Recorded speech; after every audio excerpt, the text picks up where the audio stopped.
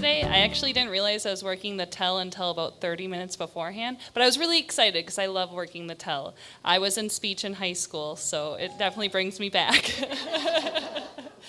I'm going to tell a story about my grandparents.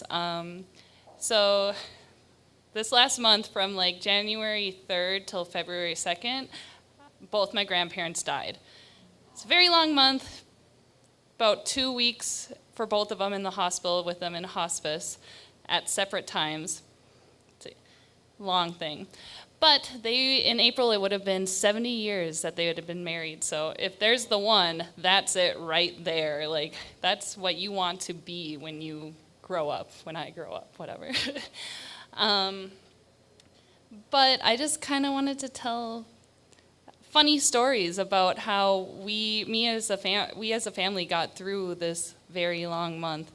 Some of them might be a little inappropriate and morbid, and I apologize, but you got to do what you got to do to get through it, am I right? So my grandpa was 95 when he passed away, and he was this huge, big character. He was huge.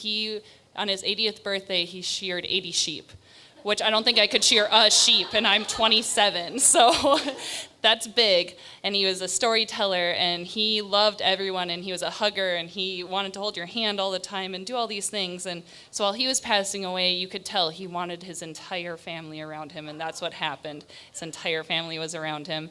My grandma, who was 90, was diagnosed with influenza A when he first went into the hospital, so we didn't know if she'd get to say goodbye to him. She did. It got to be about 35 one day during January, so we got to bundle her up and bring her to the hospital, and she got to say goodbye to him, so that was really sweet. I know there was a joke at one point after my grandpa had passed away, literally right after my grandpa had passed away, that one of my aunts was being really overbearing, and my other aunt out in the hallway goes, "Yeah, and Dad's in there playing dead, so he doesn't have to listen to it anymore." So bad. And then when my grandma was in the hospital, she was very aware of what was going on around her for a while until the end there. And my aunts were trying to decide if they wanted to try and talk to my grandma about what she wanted to have happen, because we could tell it was either prolonged, then inevitable, or just kind of let it happen. And some of the nurses had said that she had kind of been confused and wasn't sure where my grandpa was. So my one aunt was like, okay, well, maybe we should just ask Grandma if she wants to go where Grandpa is. And the other aunt goes, well, maybe we should ask her if she knows where Grandpa is. And then it became this huge thing where they were going to use puppets and a whole story and asking if she sees the light and this whole thing. And it was, my aunt was trying to tell me, she was crying, laughing. She could barely talk trying to tell me this story. And I was like, you guys are awful. But, when you spend a month in the hospital, you kind of have to find the humor in things. And there we are.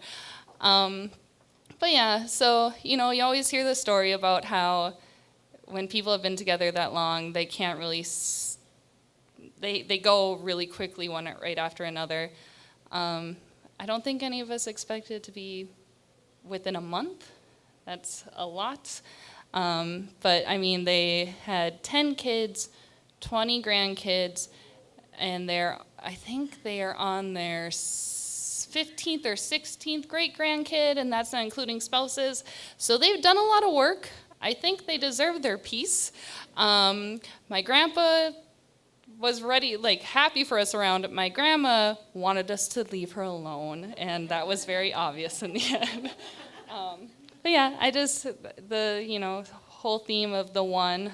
If there's the one, they definitely found each other, and it's very sweet, and I hope everyone finds that at some point in their life, so thank you.